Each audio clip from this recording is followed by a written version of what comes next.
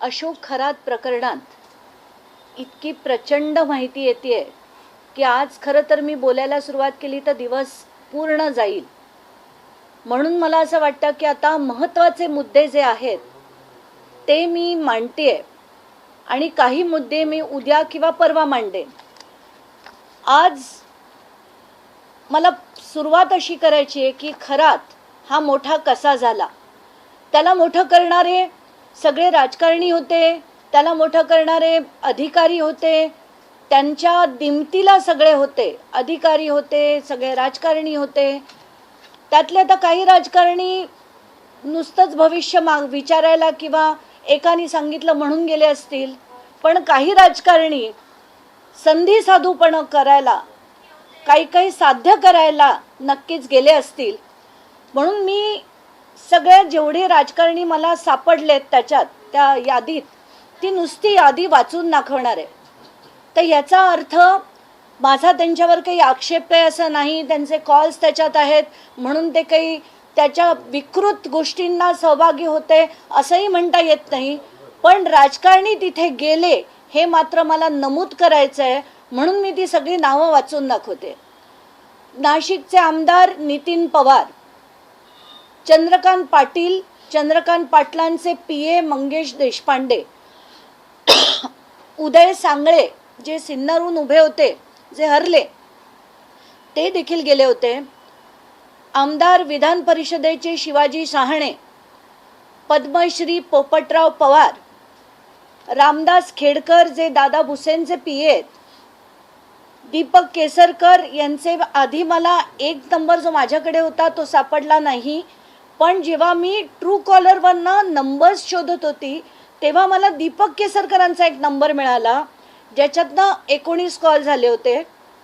राहुल कोतडे जे OSD आहेत विखे पाटलांचे, एकनाथ शिंदेंचं तर मी म्हटलंच आहे, प्रभाकर काळेंचं मी म्हटलंच आहे, सुनील तटकरे आणि एक जे नवीन नाव मिळालं आहे ते म्हणजे जयंत पाटील राष्ट्रवादीचे.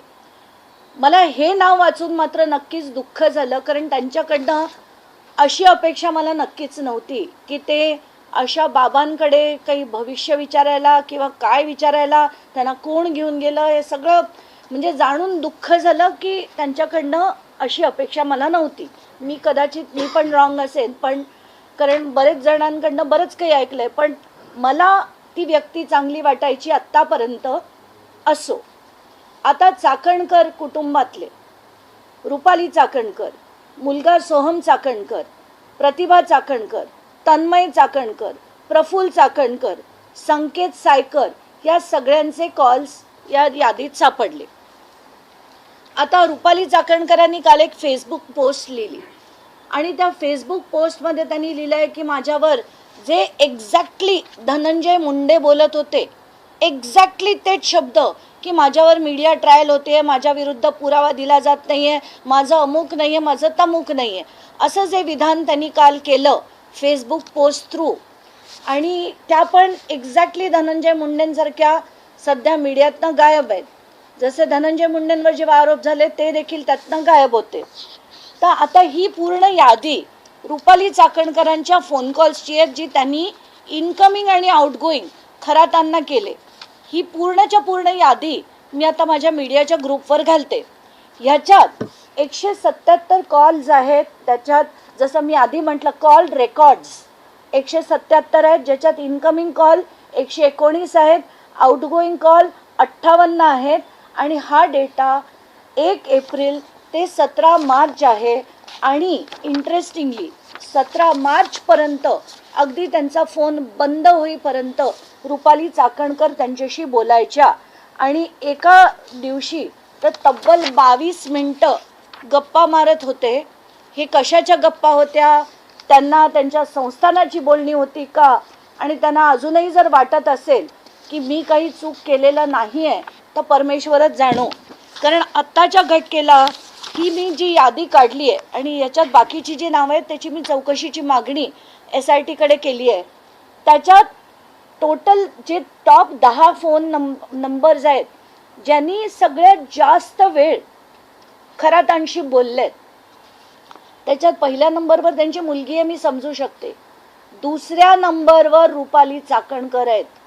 33,727 सेकंद ह्या त्यांच्याशी बोलल्या.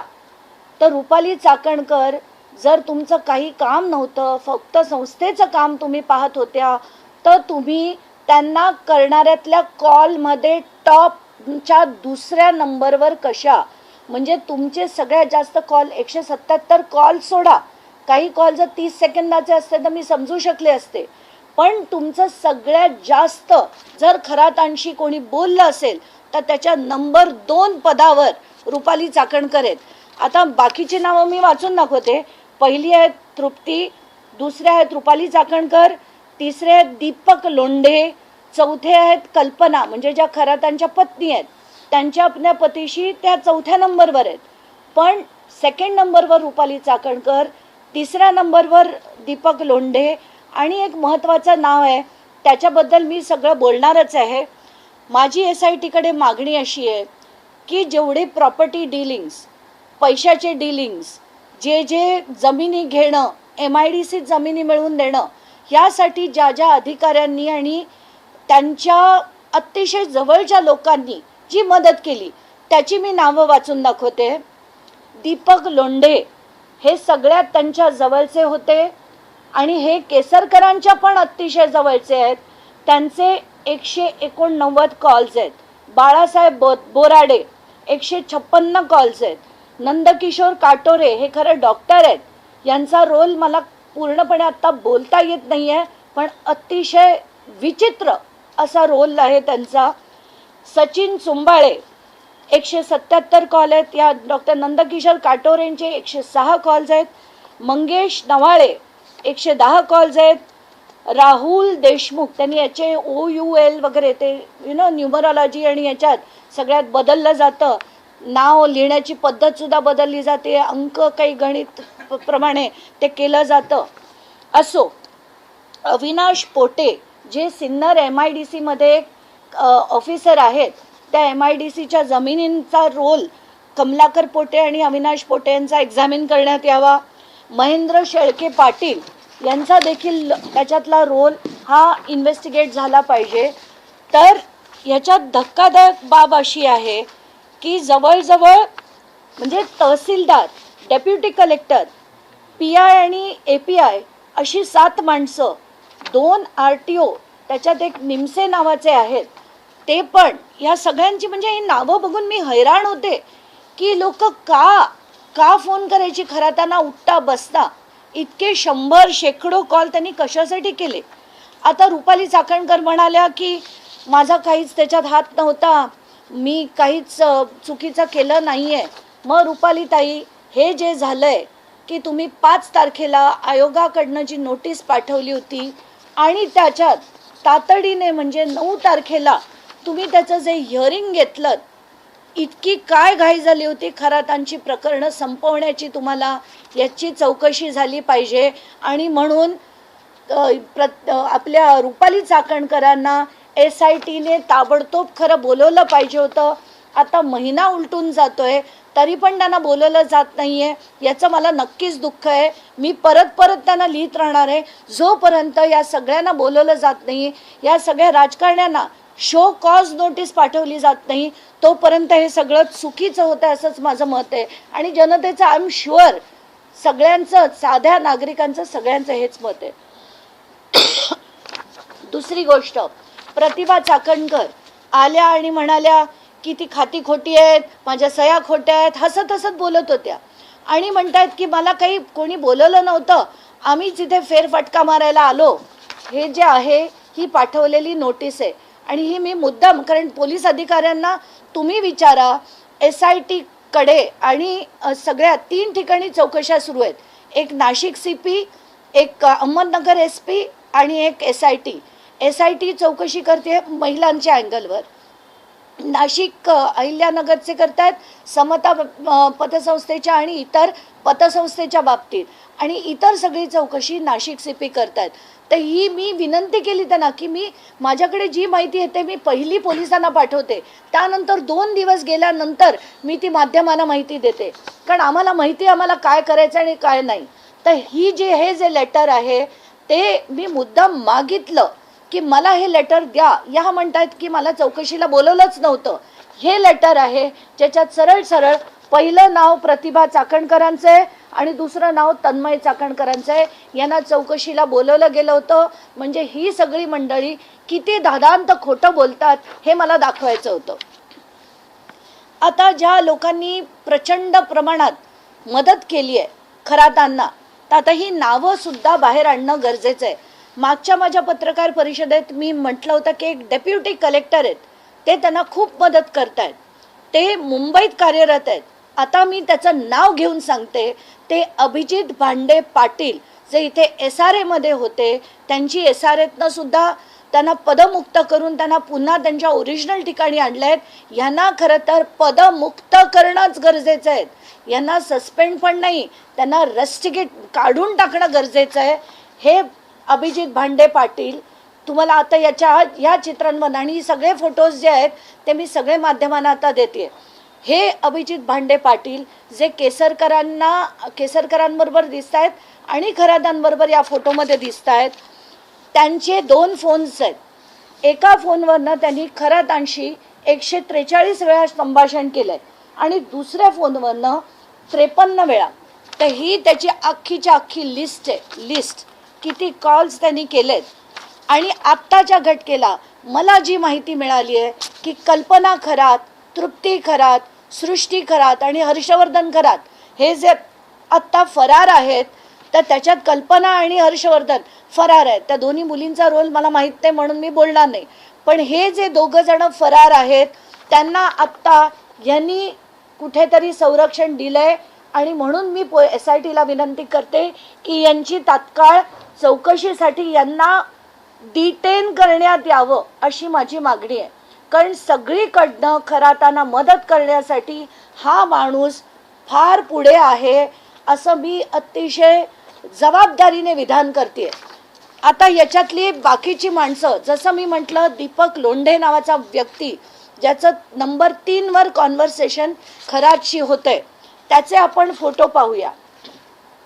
हा फोटो दीपक केसरकरांबरोबर, हा भाईंबरोबर, हा सुनील तटकरेंबरोबर, हा एकनाथ शिंदेंबरोबर, हा पुन्हा एकनाथ शिंदे आणि दीपक केसरकरांबरोबर, हा पुन्हा दीपक केसरकरांबरोबर, हा दादा भुसेंबरोबर, हा पुन्हा एक दीपक केसरकरांबरोबर. तर हे सगळं का होतं? शिंदे गट हा त्यांच्या जवळ का होता? या सगळ्यात चौकशी राजकारणात मला बिलकुल पडायची इच्छा नाही आहे. माझा आक्षेप या गोष्टीवर आहे की सगळी राजकारणी, हे सगळे अधिकारी हे सतत खरातांना मदत करत होते, पाठीशी घालत होते. आत्तासुद्धा कल्पना खरात आणि हर्षवर्धन खरात यांना एवढ्याचसाठी लपवण्यात येत आहे कारण त्यांना जर अटक झाली तर सगळं याच्या मागचं षडयंत्र बाहेर येईल आणि म्हणूनच अभिजित भांडे पाटील यांना डिटेन करण्याची गरज आहे. आणि आता मी जसं म्हटलं होतं की मी शेवटचा मुद्दा जो घेईन तो अतिशय महत्त्वाचा असेल. मी मागच्या वेळी सांगितलं होतं की 27 ते 31 जानेवारी 2026 या दिवसांमध्ये समता पतसंस्थेमध्ये अफाट प्रमाणात उलाढाल झाले होत्या. मी तारखांमध्ये सांगितलं होतं की किती तारखेला किती मेसेजेस आले, त्याची माहितीसुद्धा मी माध्यमांना दिली होती.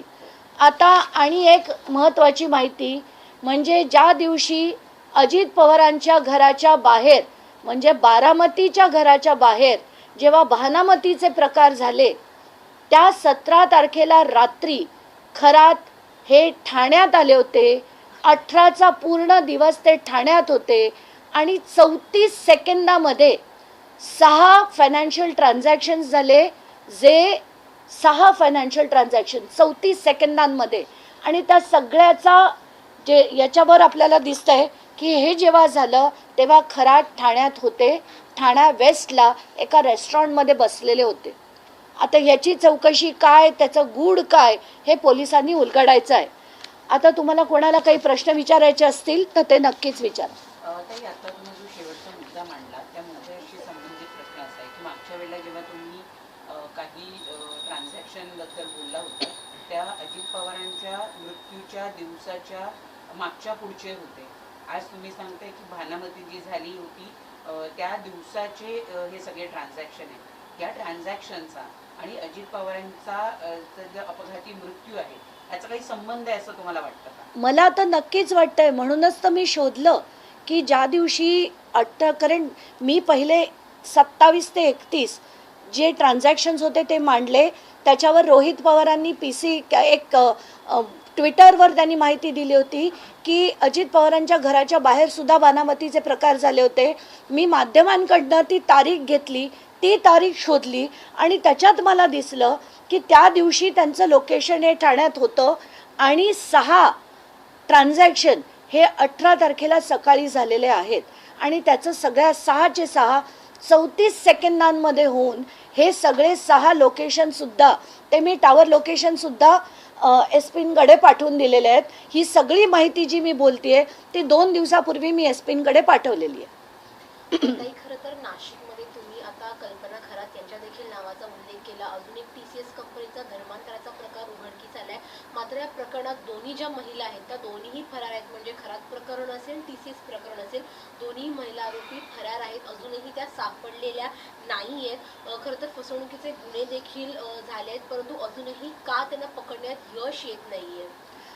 कसं आहे की कल्पना खरात यांच्यावर खरं तर पोलिसांनी पाळत ठेवणं गरजेचं होतं.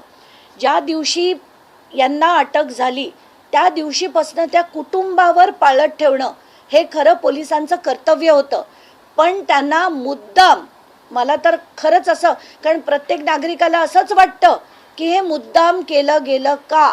त्यांनी त्या आता दुसरीकडे जाऊन तिकडनं रोज बेल ॲप्लिकेशन करताना आपल्याला दिसत आहेत, त्याच्यावर तारखा पडताना आपल्याला दिसत आहेत. मग त्यांना वाचवण्याचा प्रयत्न होतोय का? त्यांना अटक होऊ नये, त्यांची चौकशी होऊ नये. कारण चौकशी झाली तर अनेक गोष्टींचा उलगडा होईल. जसं आपल्याला आठवत आहे कराड प्रकरणात कृष्णा आंधळे तेव्हापासून जो गायब आहे तो आत्तापर्यंत मिळाला नाही. तर असाच काही प्रकार कारण महत्त्वाची माहिती जी आहे राजकारणी कोण इन्व्हॉल्ड आहेत ते बाहेर निघू नये म्हणून यांना गायब केलंय का असा प्रश्न पडतो. सगळ्यात शेवटचा जो मुद्दा तुम्ही उपस्थित केलेला आहे की जेव्हा अजित पवार यांच्या घराबाहेर बाणामती झाली त्याच वेळी हा ठाण्यामध्ये होता. कुणाकडे इंडिकेट करायचं तुम्हाला नेमकं कुणा? मला आता काहीच इंडिकेट करायचं नाही. मला जी माहिती मिळाली 18 तारखेचा मी शोध घेतला, जी माहिती आली ती मी पुढे ठेवली आहे. आता कोणाचं काय इंडिकेट करायचं ते माध्यमांनी ठरवावं. मला त्याच्यावर काहीच टिप्पणी करायची नाही. समता पतसंस्थेत 6 ट्रान्झॅक्शन 34 सेकंदांमध्ये झाली आणि ती 34 सेकंदांमध्ये किती रुपयांची झाली ह्याची चौकशी झाली पाहिजे. आता मला जी माहिती मिळते आहे की 27 ते 29 27, 28 आणि 29 या 3 दिवसात 5,33,00,000 रुपयाच्या ट्रान्झॅक्शन या समता पतसंस्थेत झालेल्या आहेत. म्हणजे ज्या दिवशी अजित पवार गेले त्या दिवशी 5,33,00,000च्या ट्रान्झॅक्शन्स 3 दिवसात झाल्या आणि 30 आणि 31ला ज्या झाल्या आहेत त्या फार छोट्या होत्या. तर महत्त्वाची माहिती हीच आहे की 27, 28 आणि 29 या 3 दिवसात 5,33,00,000च्या ट्रान्झॅक्शन झाल्या. आता त्या कोणाच्या झाल्या, कोणाकडनं कोणाकडे आले हे सगळं काढणं SITचं नाही. त्याचं खरं तर आता हे एवढा व्यवहार होतोय त्याची व्याप्ती इतकी वाढत चालली आहे. EOW अजून का नाही आलंय? कारण ही चौकशी करणं हे EOWच्या अखत्यारीत येतं, EDच्या अखत्यारीत येत नाही. कारण मनी लॉन्डरिंग नंतर होतं पण आधी खात्यात कुठून आले त्याचं इन्व्हेस्टिगेट करणं ही इकॉनॉमिक ऑफेन्स विंगचं काम आहे जे त्यांनी केलं पाहिजे. पण ते रुपालीताई चाकणकरांनी पोस्ट केले त्यामध्ये ते म्हणतात की 28 दिवस झाले माझ्यावरील आरोपांचे कुणी पुरावे दिले नाही.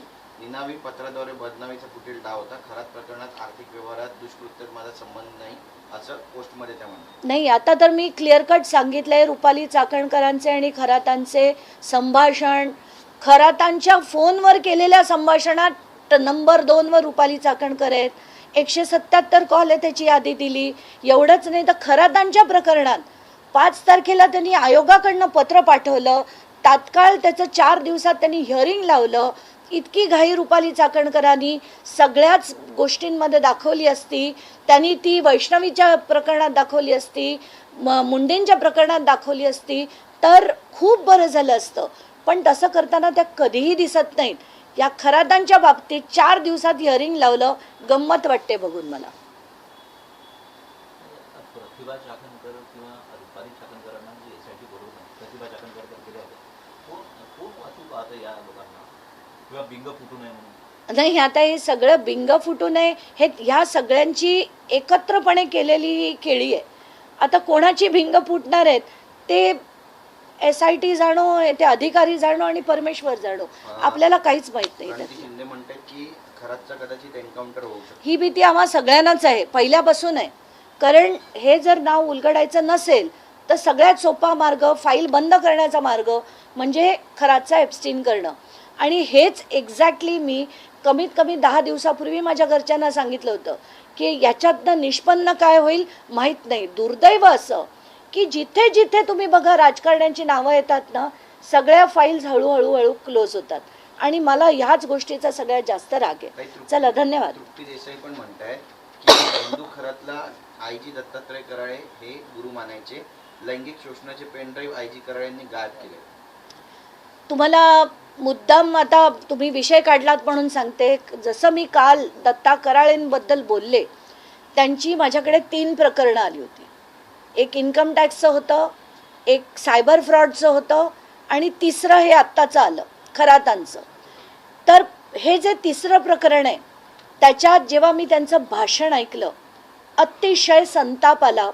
कारण एखादा IG लेवलचा अधिकारी तिथे जाऊन जेव्हा म्हणतो की ते काय वाचासिद्धी आहे म्हणे त्यांना, आणि वाचासिद्धीचा प्रत्यय तुम्हा सगळ्यांना आला असेल तसाच मला देखील आला आणि तो त्यांच्या नेत्रातनं दिसतो. अरे तुम्ही काय बोलताय? There is something called as all India. जे ऑफिसर्स आहेत ना, जे IPS ऑफिसर्स आहेत, सिनियर लेवल ऑफिसर्स आहेत, त्यांच्यासाठी एक कंडक्टचा एक प्रोटोकॉल असतो. त्याच्यात सरळ लिहिलं आहे की ते कुठल्या कार्यक्रमाला गेले तर त्यांना बोलण्याची पद्धत असायला हवी. कुठूनही जनतेवर त्याचा कुठलाही परिणाम होऊ नये अशा पद्धतीने त्यांनी बोलणं गरजेचं असतं. पण जर IG लेवलचा अधिकारी गुरुपौर्णिमेच्या फंक्शनमध्ये जाऊन बोलतोय की त्यांना वाचासिद्धी आहे, वाचासिद्धी असं जर IG लेवलचा अधिकारी बोलतोय तर काय समजायचं लोकांनी? मग नागरिकांना वाटणारच ना की यांच्याकडे जायला काहीच हरकत नाही आहे. हे अशोक खरात खरंच देवाचा दुसरा अवतार आहे. त्यांच्या पायावर काय, त्यांच्या डोक्यावर काय जी फुलं टाकली जायची ती पडणारच. कारण पोलीस जर त्यांचं संरक्षण करतील, अधिकारी करतील, राजकारणी करतील तर सामान्य जनतेला नक्कीच ती भोळी असते, त्यांना अमुक गोष्टी माहिती नसतात. तर त्या लोकांनी जे त्यांच्या पायावर आणि डोक्यावर जो फुलांचा वर्षाव केला त्यात काहीच नवल वाटत नाही मला. कधी कुठलाही माणूस माझ्यावरचे आरोप खरे आहेत असं म्हणेल का? आणि कराळेंनी ते बोलले, त्याच्यात मला काहीच आश्चर्य वाटत नाही. ते काय आहेत हे सगळ्या पोलीस फोर्सला सुद्धा माहिती आहे. सगळे टॉप टू बॉटम सगळ्यांना माहिती आहेत दत्ता कराळे काय आहेत ते. कराळे यांच्या मुलासोबत जासूद आणि खरात यांचे व्यवहार झाल्याचं कळतंय. त्यामध्ये कोणाशी? जो कराळे यांच्या मुलाचे व्यवहार जे आहेत जासूद आणि खरात यांच्या सोबत झाल्याचं समजतं. त्यामध्ये कराळे यांच्या मुलाच्या नावाने काही शेल कंपन्या देखील आहेत असं दिसून येतं. हो, तेही खरं आहे. कराळेंच्या मुलांच्या नावाने मी काय ते बोलणार नाही आता, कारण चुकीचं होईल ते. आणि संभाजीनगरचे पण एक अतिशय सिनियर व्यक्ती आहेत, त्यांच्या मुलांच्या पण एकत्र LLPs आहेत आणि त्याच्यात अनेक गोष्टी झालेल्या आहेत. पण तेच मी तुम्हाला सांगते की जर पोलीस जे लोकांचं संरक्षण करण्यासाठी आहेत तेच जर अशा पद्धतीने फ्रॉड्स करायला लागलेत एकानंतर एक तर याला धारेवर धरणं गरजेचं आहे. पण या लोकांना यंत्रणा वाचवते, यांना टॉप भाजपचे अधिकारी वाचवत आहेत आत्ताच्या घटकेला. म्हणूनच मला असं वाटतंय की खरं जर या सगळ्यांना सरळ करायचं असेल तर गृहमंत्र्यांनी कारवाई करायला हवी होती, पण ते कधीच कारवाई करताना मला दिसत नाही. आता या मागील 1 महिन्यामध्ये जेव्हापासून बंदूक प्रकरण आलंय तुम्ही जसं म्हटलं की जेव्हा आरोप झाले मुंडेंवरती शांत बसले, नंतर व्यक्त झाले, तसंच या प्रकरणामध्ये काल एक्सपोस्टच्या नंतर चाकणकरांचे तो जो टायमिंग आहे तो काही सुचवू पाहत आहे का? कारण की 1 महिना शांत राहिल्या, काल पोस्टवरती त्या बोलल्या. नाही, ते कसं आहे की आता प्रश्नांना उत्तरं द्यायची नसली तर एरवी पटापट बोलणाऱ्या चाकणकर 1 महिना काहीच बोलत नाहीयेत. जर मला असा कोणी माझ्यावर आरोप केला असता, मी छातीठोकपणे सांगितलं असतं की असा प्रश्नच नाही, तुम्ही मला विचारू शकत नाही, मी केले, हे घ्या माझं सगळं. जसं आता मध्ये सूरज चव्हाण म्हणाले होते यांच्या पासपोर्टची चौकशी करा, यांच्या इन्कम स्रोताची चौकशी करा. पहिलं मी दाखवले माझे पासपोर्ट, दुसरं मी दाखवलं माझं ITR. असंही दाखवण्याची हिंमत आहे का रुपाली चाकणकरांची? त्यांचं घर, त्यांची प्रॉपर्टी, त्यांचे ॲसेट्स जे अमाप प्रमाणात वाढले, ते कसे वाढले सांगू शकतील का त्या? मी सांगू शकेन माझं कसं झालं. आणि ज्याला घाबरायची कधी म्हणजे कशाचीच त्यांना हे नसते ना, ते बिंदास बोलतात. पण 1 महिना न बोलणं याच्यावरनंच बरंच काही कळून गेलंय लोकांना. आणि 1 महिन्यानंतर एक एक्सपोज टाकणं का?